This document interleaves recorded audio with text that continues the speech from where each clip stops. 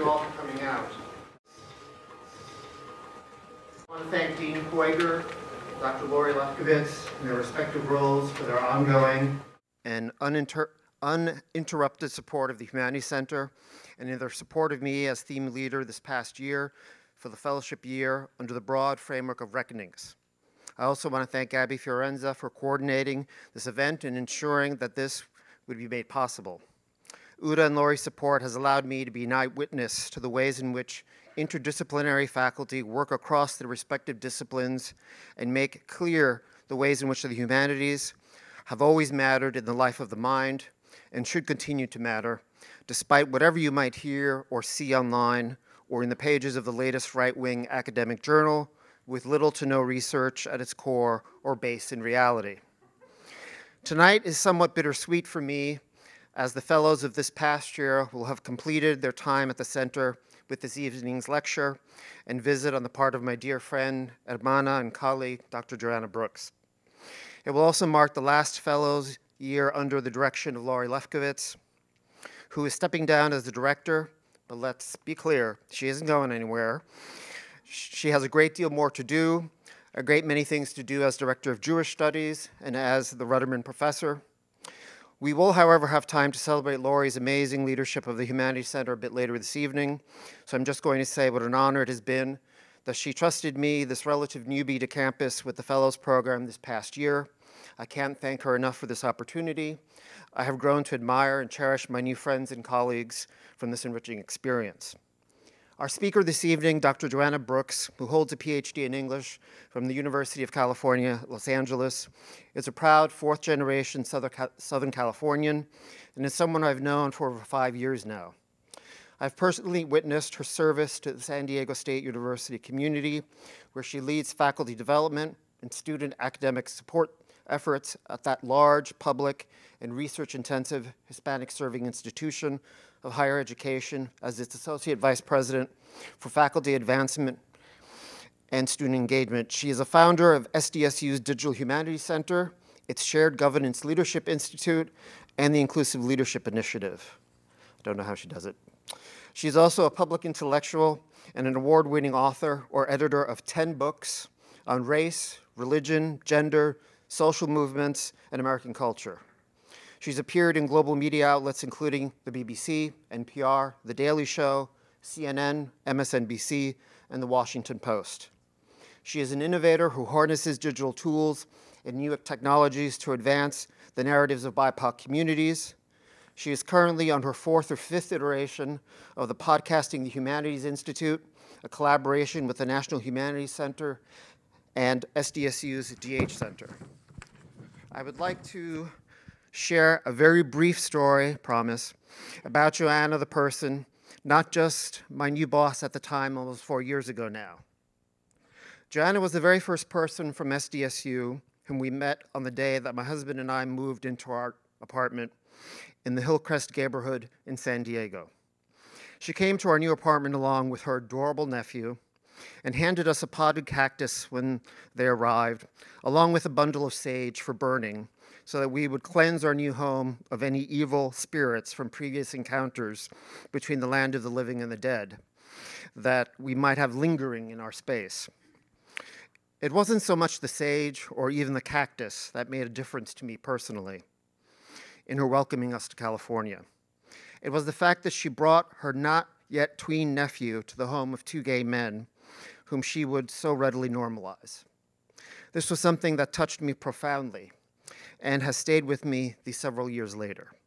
Not anyone in my own family had ever done that, or had so plain spoken about it, or so welcoming. So for me, it's a ride or die with Joanna.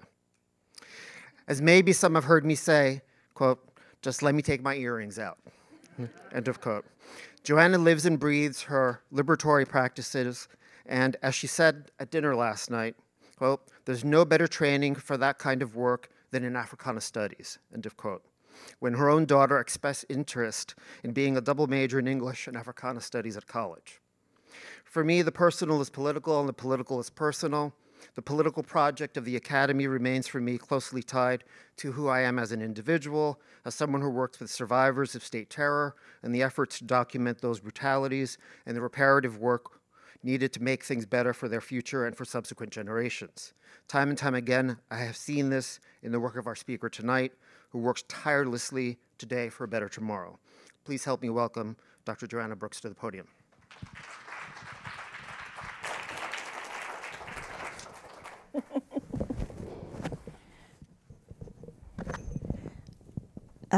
Evan, that's my nephew's name. Evan, if you're listening, you're now famous.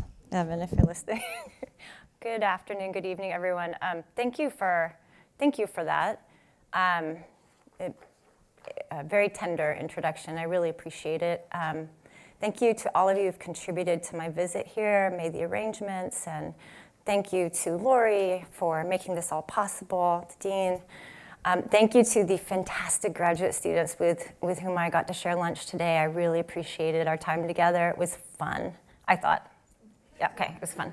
That's what matters.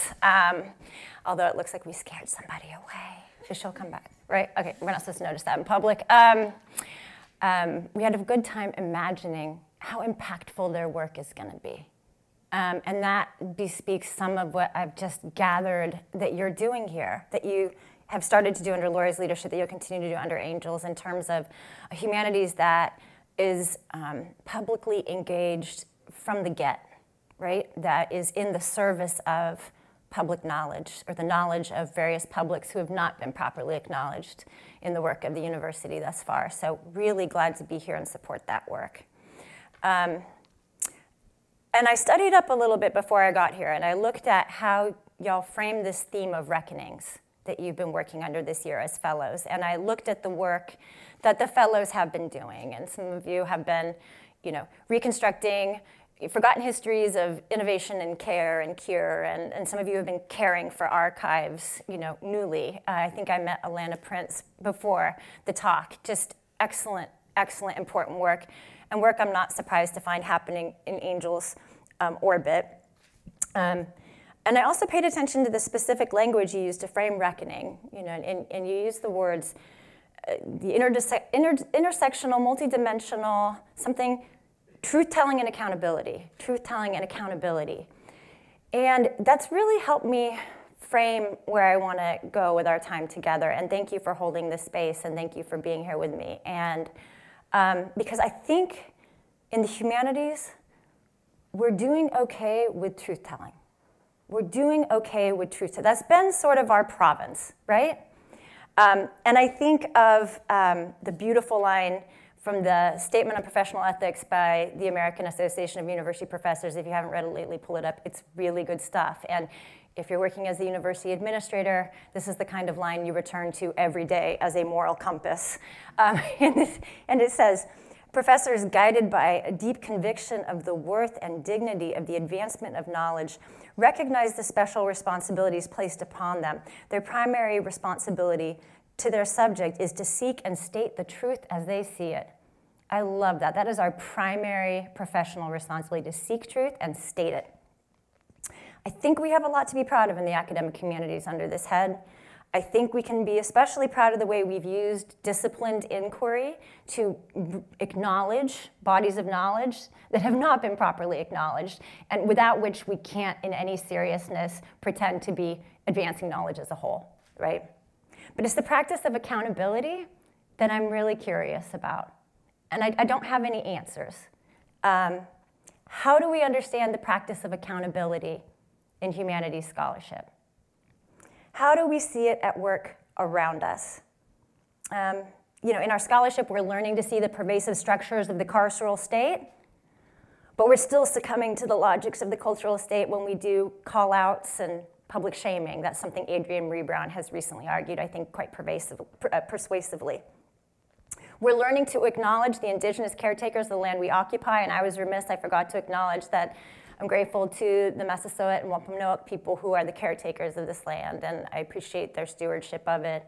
And at my home institution, we're working every day to do a better job to acknowledge the Kumeyaay peoples who are the caretaker of the lands that we occupy. So I apologize for forgetting at the top. We're all learning to do land acknowledgements, but most of us don't yet have a land back plan, a plan.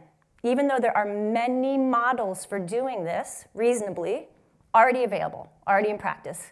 Partnerships between universities and governments and tribal governments. Drawing in even more closely to the work we do in the humanities, we are practiced at holding ourselves accountable via footnotes to those who came before. But for many of us, though, the idea of a public or an audience to whom our work is accountable remains hypothetical or even theoretical. And how do we understand our relationship, our accountability to the entirely new conceptions of the university being rolled out by professional university administrators? Does the way we relate as colleagues develop in us a practice of accountability robust enough to engage, take this on? Let me share my own history of practice, as flawed as it is, because practice is not perfect, as they say in goofy yoga classes everywhere, right? It's yoga practice, not yoga perfect. Who's heard that? Yes, okay, thank you. We're all together then. Trained as an early Americanist, I worked for many years at the intersection of race, religion, gender, in early American culture, studying how, as Angel shared, BIPOC and white people made sense of the various catastrophes that constituted early American life. At some point, though, my work called me home. And for the last decade, I've done scholarly and public intellectual work in the sphere of Mormonism, the faith tradition in which I was raised devoutly in Southern California, before becoming a Mormon feminist during my time as an undergraduate at Brigham Young University. It's really good for that. Nothing like going to BYU to make you a feminist. Am I right? Am I right? Okay. There's a lot of us, by the way. Very long history of Mormon feminism here. Cambridge was actually one of the seedbeds for contemporary Mormon feminism, FYI. My most recent book, Mormonism and White Supremacy, offered a critical examination, not just of Mormonism, but of white American Christianity as a, quote, technology for the production of white racial innocence. And I'm going to quote a little bit from it so you can get my drift. White American Christian churches have provided spaces where, without acknowledging white racism, white people can take refuge and experience belonging in shared white identity, build relationships and develop intimacies with people like themselves, cultivate opportunities from those relationships, and do so in the name of God. These churches have offered rites, performances, and salvific formulas that, in exchange for a specific individual practice of piety, typically defined by heteronormatively married sexual monogamy, polite manners, and deference to authority, promise moral exculpation from the wrongs of history. In its mainstream institutional variants, white American Christianity has largely failed to cultivate in its adherents the sobriety and capacity for tolerating and learning from disruption and discomfort that is essential to dismantling structures of power. It has, in fact, stood in the way of and crowded out that more developed moral sense, like a cowbird in a robin's nest. The core of the book is an effort not just to expose the construction of white racial innocence in American Christianity at large, and Mormonism in particular, which until 1978 forbade black men and women from holding priesthood or participating in temple worship. My book was an effort to destroy that racial innocence by putting on display in clear, straightforward scholarly prose and sometimes images, evidence of how Mormonism moved from its early years as an unstable, potentially interracial space to a territorial, imperial, anti-black theocracy to a modern white supremacist bureaucratic institution. These included images from the pages of early Sunday school manuals, where late-breaking theologies around the exclusion of black folks from the priesthood, because black folks were ordained to the priesthood in early Mormonism, I found were sourced from Confederate histories of the United States. Like, the footnotes to the Sunday school manuals were from Alexander Stevens and from The Color Line, which is a biological racist text by a Tulane University professor. That was footnoted in the earliest Sunday school manuals. And then, evidencing also how church leaders sought to erase and paper over the more interesting interracial history of Mormonism by, in the early 20th century, institutionalizing officially a ban on black ordination. It had not been institutionalized before the 19-teens or 20s. and then legitimating it by pretending that our history never happened, right? From the earliest days until now, it's always been the doctrine of the church that people of color are not entitled to the full blessings of the gospel, right? From time immemorial, even though Elijah Abel and several other early Mormons who are people of color were in fact ordained, right? This historical erasure on purpose. And I also engage how Mormons, in an attempt to assimilate into the American mainstream, entered into a silent agreement with the American public, with white American publics, to serve as sort of mascots of patriotism and family values and cleanliness in exchange for our publics never calling us out on our explicit anti-black racism. This is in the 60s, right? We are the Motab, and oh, dang it, Mount Rushmore got cut off. That's Mount Rushmore, right? Patriotic. And, here's Donny Osmond on the cover of Rolling Stone in the 1970s, and, he's got those fantastic Annie Leibovitz photos of him, and nowhere in the article in the 1970s does anyone say to him, and what about your overt anti-black racism? They give him a total pass. Everyone gave us a pass until about 1978. Did us no favors.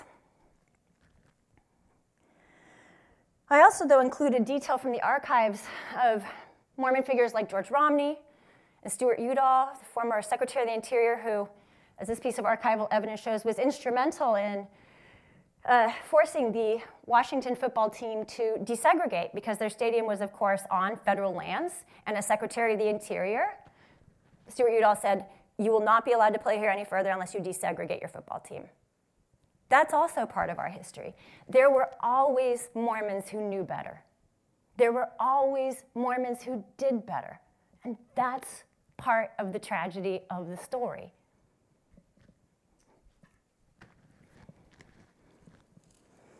White supremacy was something we did to ourselves at great moral cost. Now, the book was published on June 1st, 2020, just days after the murder of George Floyd.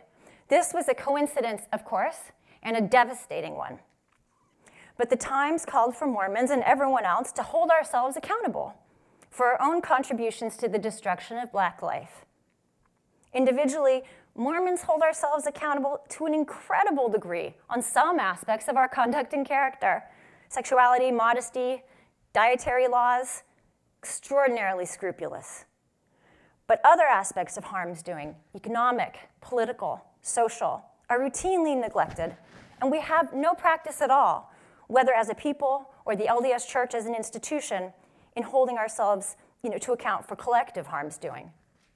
This has put us in an incredibly compromised and damaging position as the truths of Mormon history come to light.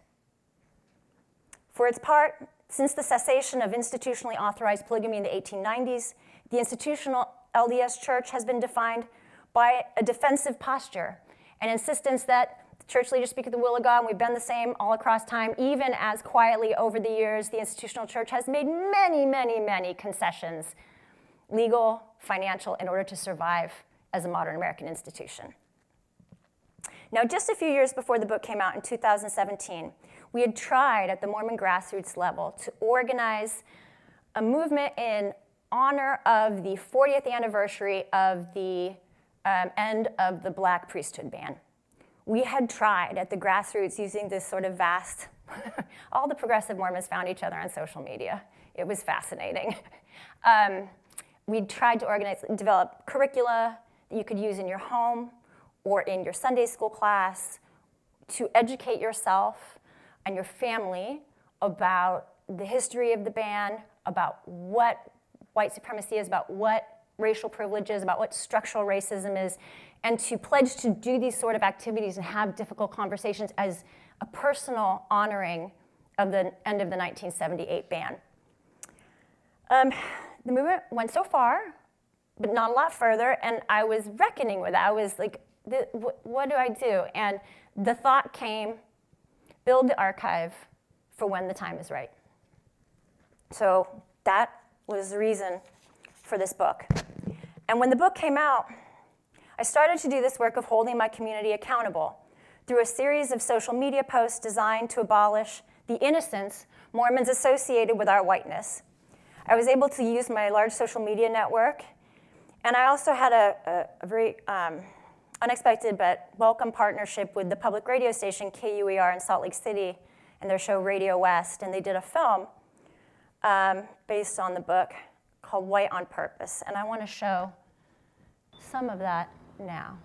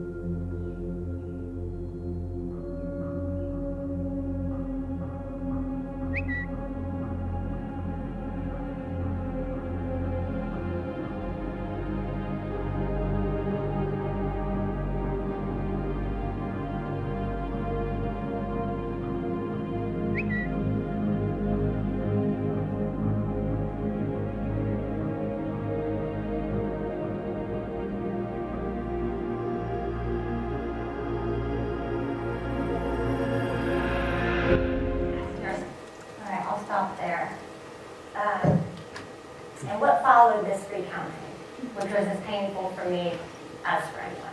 Because these are the buildings I grew up in. I was educated in, learned in, played in as a college student.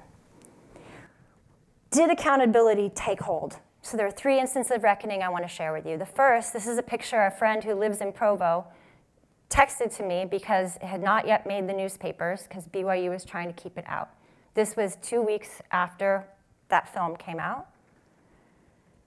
Of course, this is a graffiti on the statue of Brigham Young and on the Abraham Smoot administration building, both of whom were profiled in the tweet series. Nobody knew Abraham Smoot was a slaveholder before this moment. People kind of knew Brigham Young, but it didn't. And when I saw this, and it did finally make the news, what I saw was young people in pain. I saw shame. I saw shame. And I saw young people who did not know these facts of our history and were revolted, found them revolting. Just at a moment in their development when the church was asking a great deal of them, right? Young men are asked to go on missions at 19 and serve for years. And people are expected to marry young, right? So at this time when they're being expected to commit their lives to devout Mormonism, they were having sprung upon them the fact that this history was theirs. No one had prepared them for it. Is shame accountability? I think shame is one kind of reckoning, but unsupported shame constitutes an arrested form of accountability that eventuates in self-harm, not structural change. Instance 2, it is August 2020. Via an insider network of influential white Mormon men, I am somehow connected with 2 high-ranking NAACP leaders who have been delegated to interface with the LDS Church. We speak on the phone, they give me their home addresses, I send them a copy of the book with a cover letter begging them to make a substantial ask of the well-resourced church in support of reparations. Perhaps the vast LDS genealogical archives, I wondered, could be used to help Black Americans document their connections to enslaved ancestors were there ever to be a Dawes-type effort at recompense. Maybe. Maybe. I remember talking one August afternoon to one of these gentlemen after he read my book. Not much reason for hope, he told me, reviewing its history of prevarication on the part of the church. I said to him, my ancestors crossed the plains. Please hold them accountable. Please hold them accountable. Nothing ever came of it, which makes sense. Making righteous demands on predominantly white institutions is also a kind of accountability. But it depends on an expensive investment of time and energy from minoritized peoples who have every right to assess whether or not such an investment in resources is likely to help the people. I can't blame the NAACP for thinking it would not.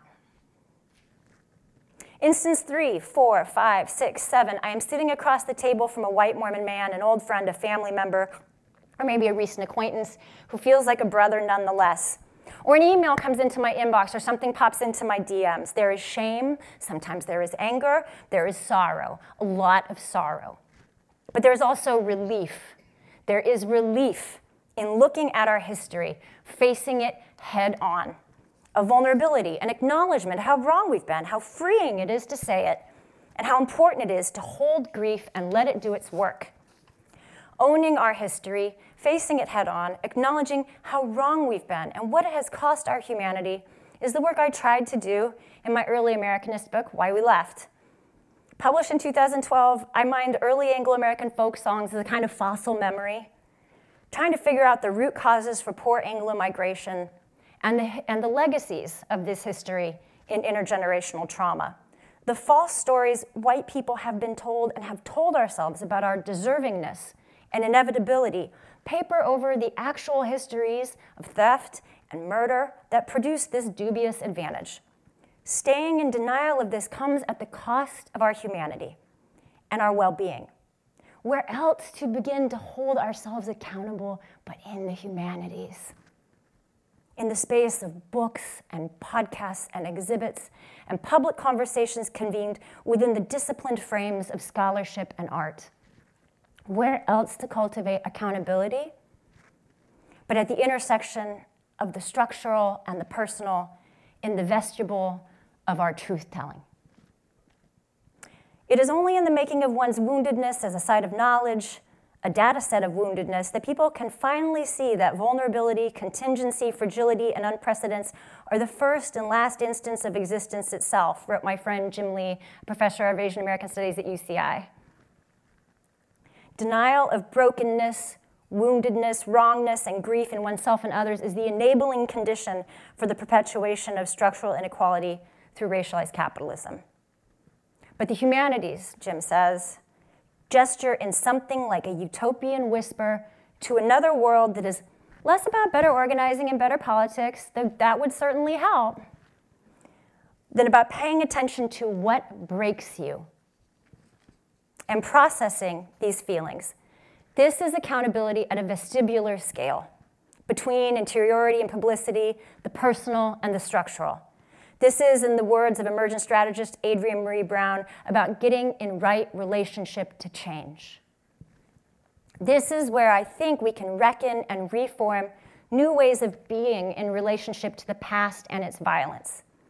I think often of the poem by Robert Hayden, Sundays too, my father got up early and put his clothes on in the blue-black cold, then with cracked hands that ached from labor in the weekday weather, made banked fires blaze.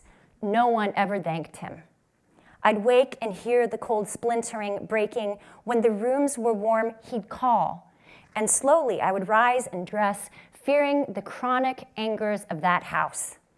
Speaking indifferently to him, who had driven out the cold and polished my good shoes as well, what did I know? What did I know of love's austere and lonely offices?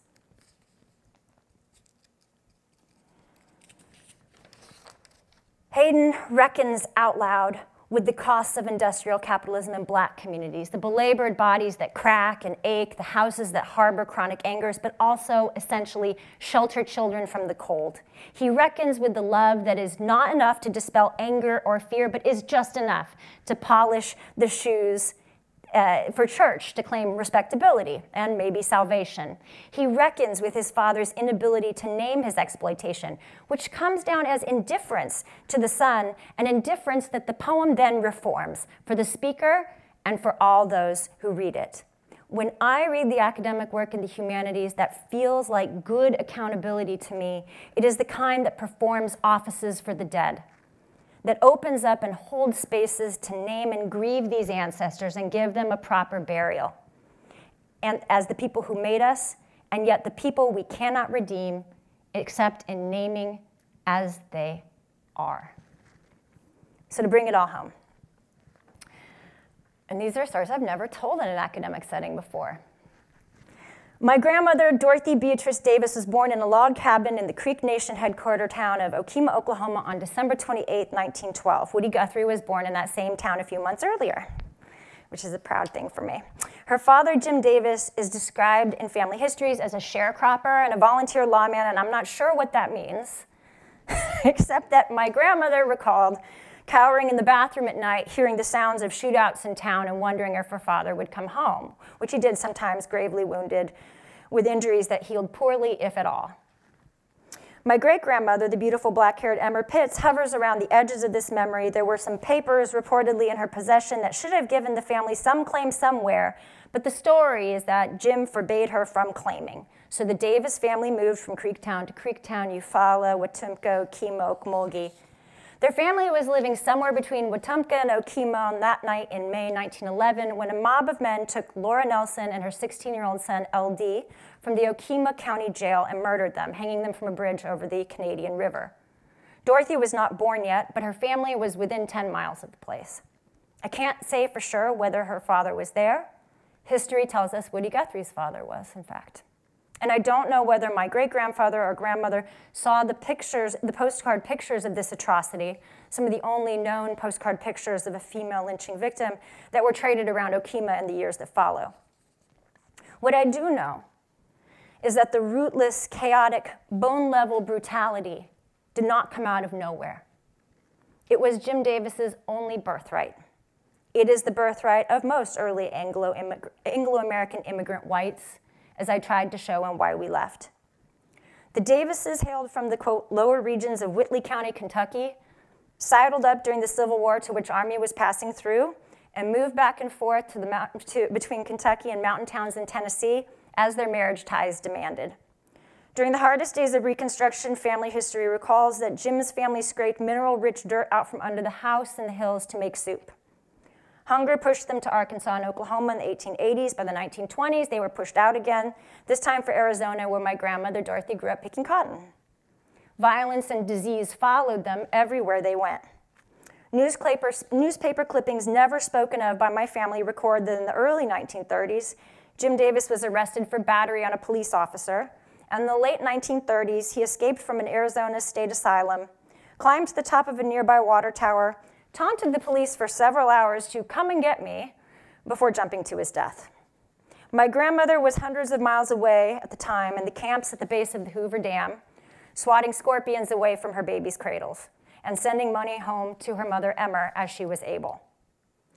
This care and tenderness in the face of perdition certainly informed my grandmother Dorothy's conversion to Mormonism, a faith that preached redemption of the dead and, importantly, forbade alcohol.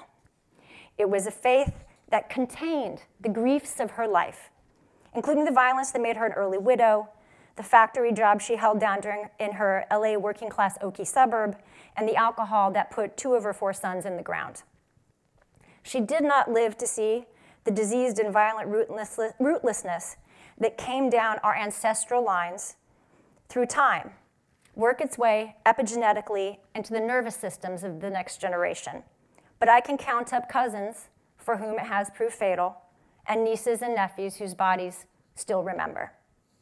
I share this woundedness as a site of cultural data, and I do so without shame, but with tenderness and sorrow, as an act of accountability.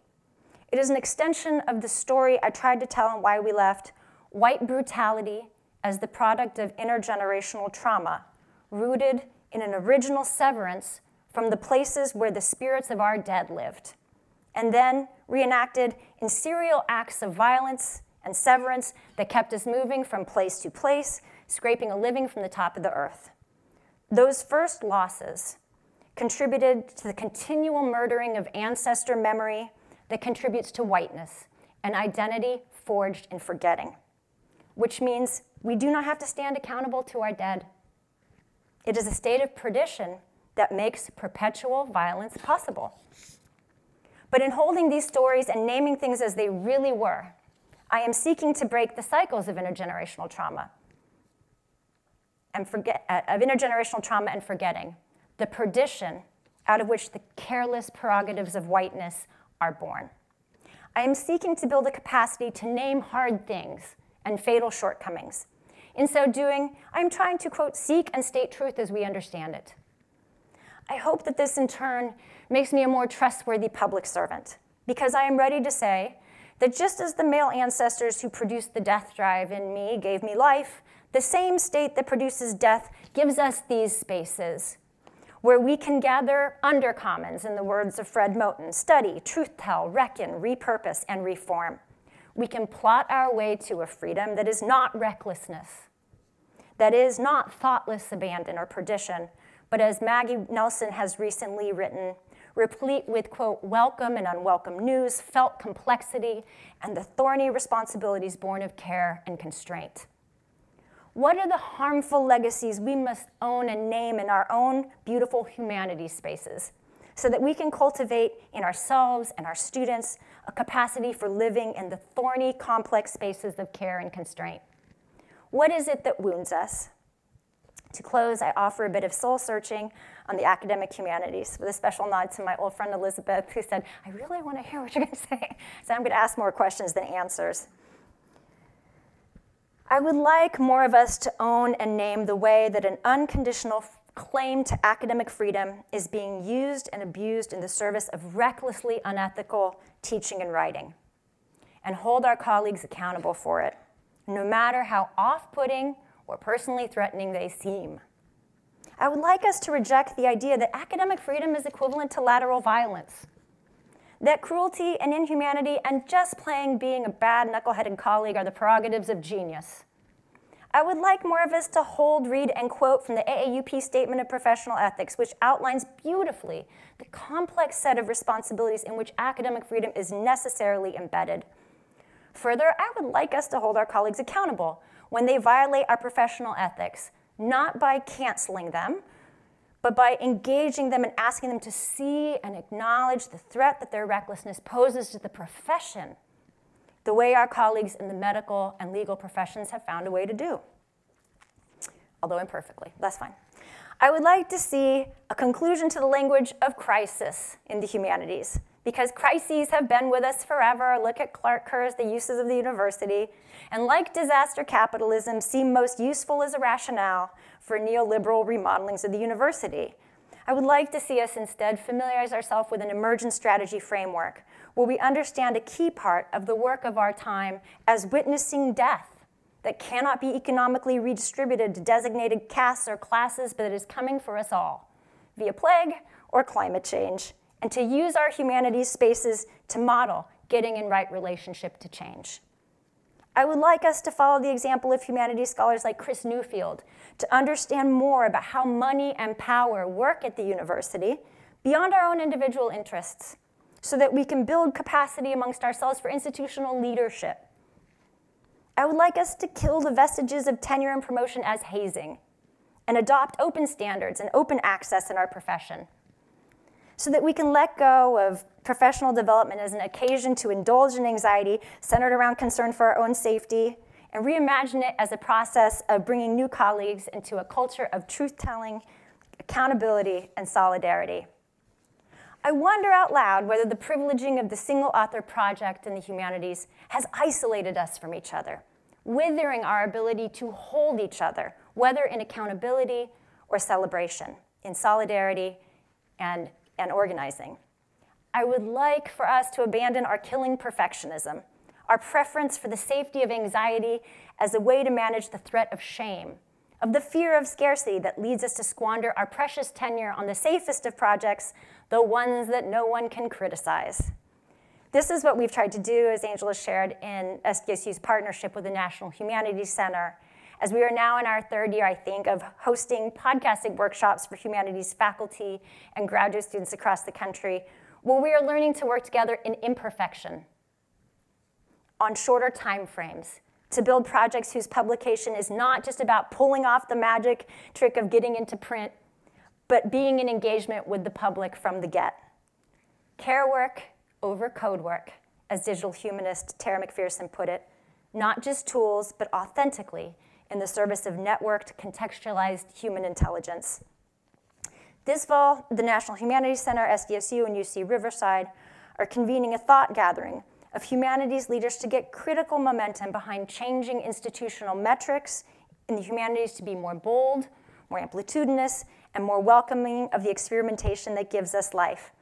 I promised your grad students that we would hustle and that it would be ready for them when they got their jobs. I am counting on drawing your new director and your Humanities Institute, hopefully, into this project. Are you in? Thank you. Okay, and thank you for your time.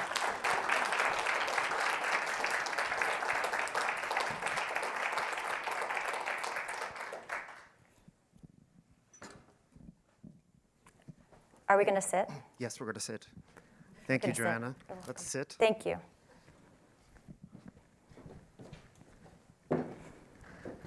Thanks for that wonderful talk. These are beautiful, by the way. Thank you to whoever brought them. You have springtime here. In San Diego, it's just another day. So we have mics out in the audience, and we're also taking questions over the live stream. Oh, no. Just kidding. So Gabby is monitoring that. This is not typically a shy crowd, so.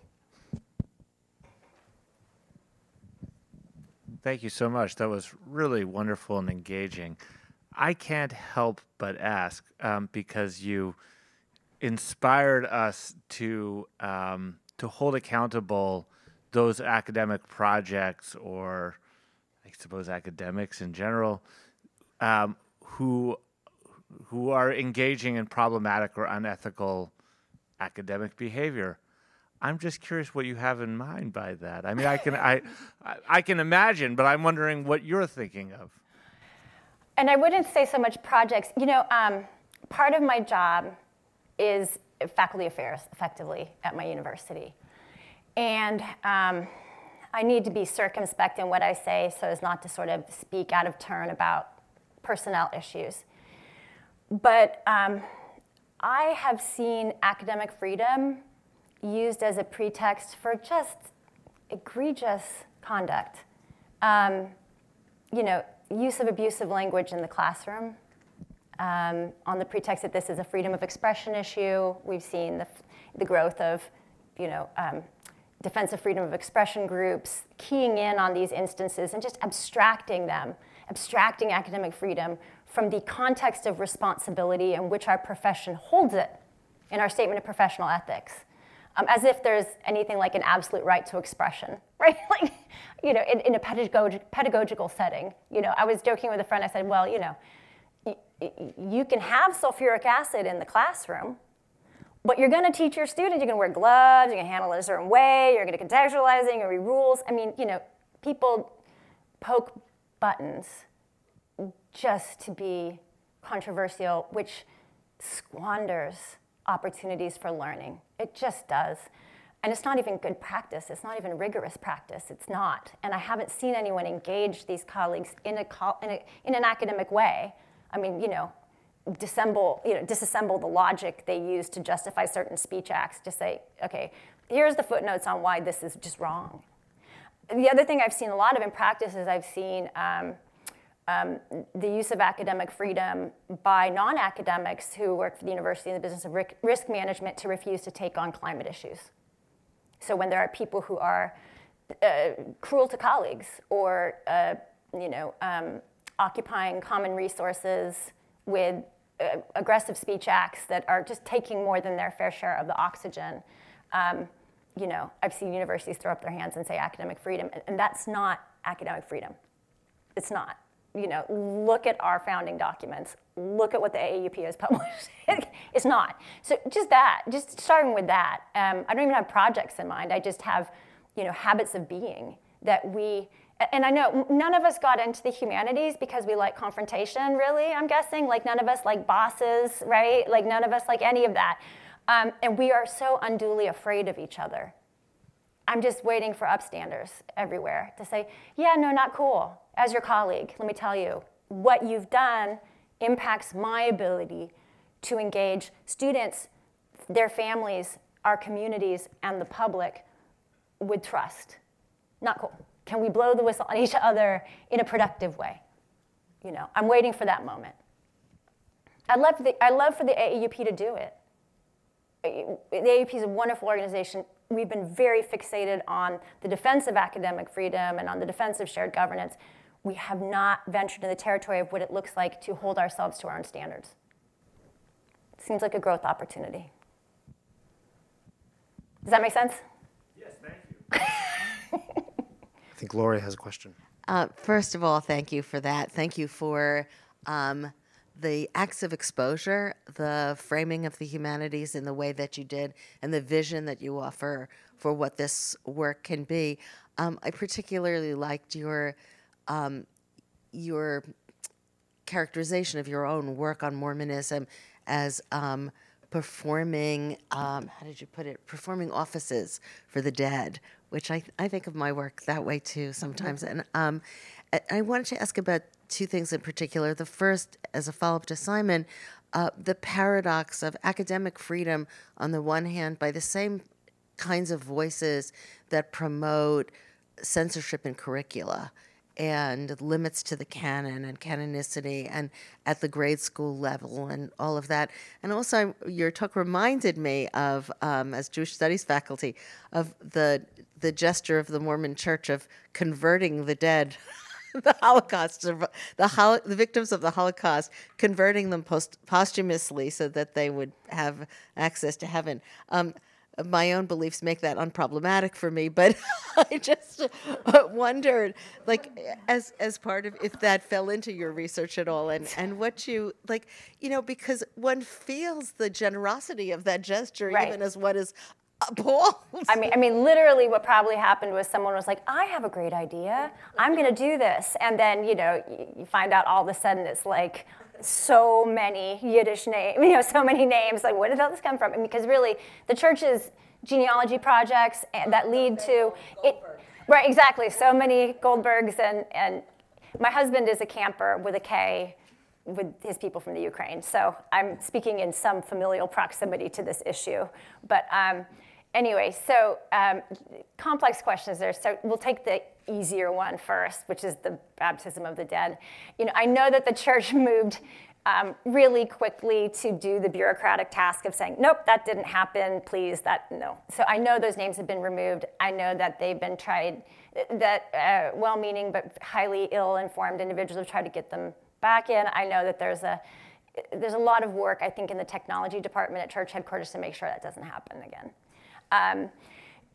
But I did, during the time I was doing a lot of very public work around the Romney season, have a chance to meet in New York with Abe, I'm going to forget the last name, Foxman, who is head of the ADL, and with his interfaith specialist, and have very thorough exchange, very generous exchange. Who am I to be sitting in this room having a frank conversation with Abe Foxman? I am the Mormon who will talk straight, apparently. But we were able to have a very robust theological conversation about how important in Judaism a name is, and why a name is, the idea of a name being inscribed in the book of life, right? The idea of naming as an important part of Jewish philanthropy of tzedakah is like you have names associated with these things. It's not the case in Mormonism, so being able to bring that insight from our exchanges back into my community and say, look, to us it's abstract and we have a theory of theologically how this works so that it's not an imposition, but actually in someone else's theological frame it is an imposition, a great one, an enormous one. So, I know the church has done its best, and I certainly don't speak for them to get its bureaucratic act together, but there is so much work to be done in Mormon communities about misunderstanding contemporary Judaism so much. And like you said, best of intentions, kind of, except for it's damaging. So I look forward to continuing that work wherever I have the opportunity to do so. And your more difficult question was, how do we solve a problem like Maria, I think. It was like, what do we do with it? You know, I prefer not, I mean, I prefer not to fixate on that sector of activity. I'd like those folks to experience in our relational sense, like some close calling in rather than calling out, some word from a colleague who they have to see every day that, you know, have you thought about why, what's up, why are you doing this? Adrienne Maree Brown's book, and I know I cite her a lot, but she is a really powerful thinker, recent book called We Will Not Cancel Us.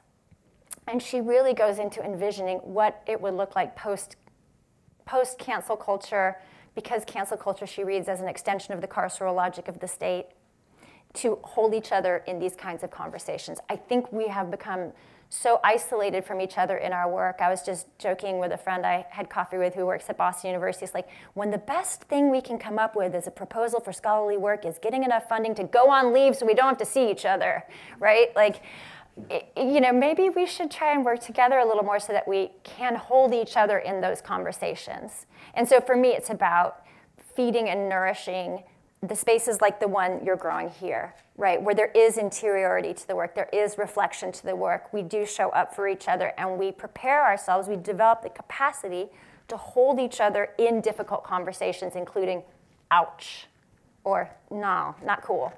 And it can be that simple. It really can, I think.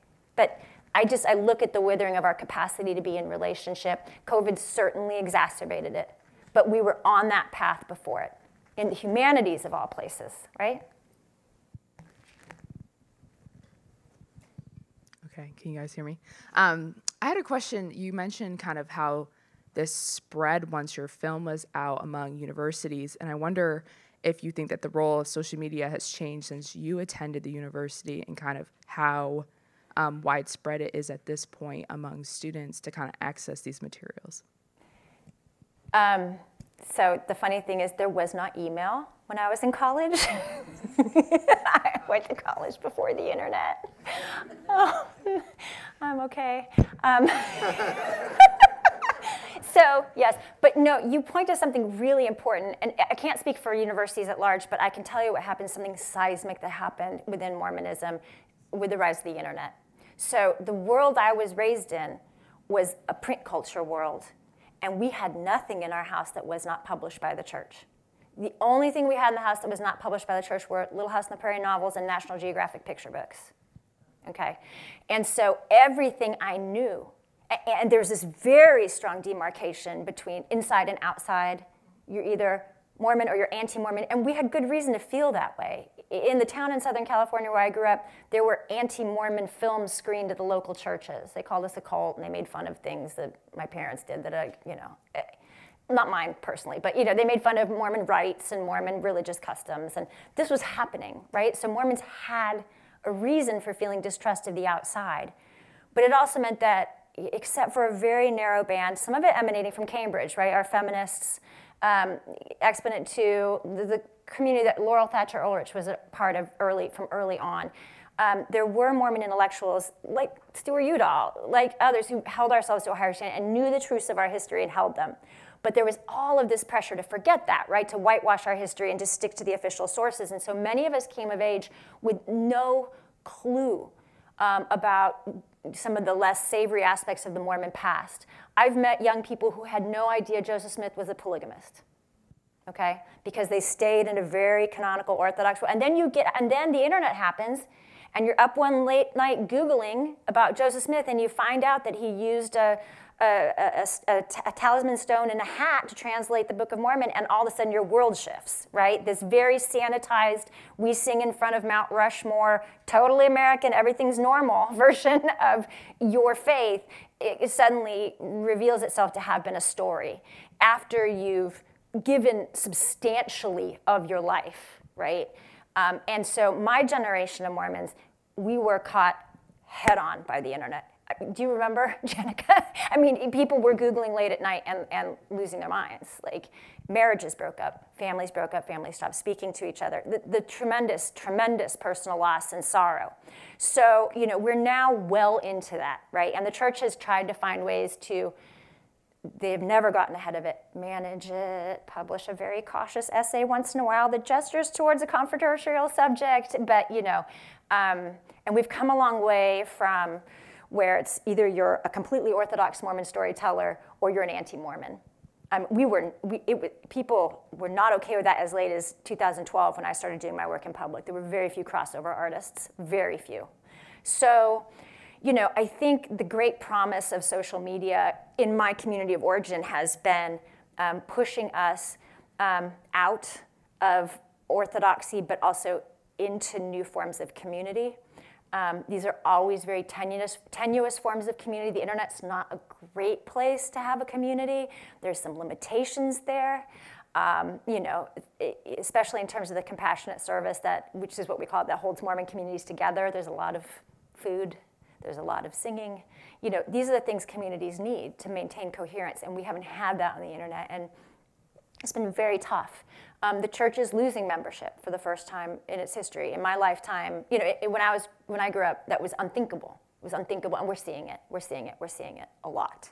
So, you know, what that means, though, for people more of, you know, millennial Gen Z generations, I think is really interesting. My children know far more about mental health than I could ever know growing up, you know, in a house stocked with National Geographic picture books, Little House on the Prairie, and LDS Church Publishings on the, you know, in a suburb. Like, they know everything. They have access to everything. And I think as, you know, as potentially harmful as I think, we don't have the data yet, some of these social media interfaces are, I think the potential for organizing quickly that they provide is also very powerful. So I'll be interested to see how this unfolds.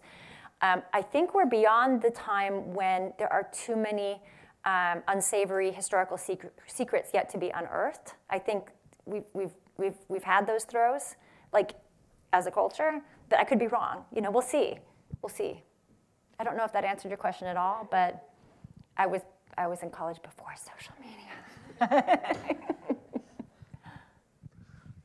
So I think we are at time. So I want to thank all of you for coming out, and both online and here in person. I want to thank our speaker again for such a wonderful talk that gives us inspiration for where the humanities is moving us all. And I want to thank you again, and have a good night. Thank you, guys.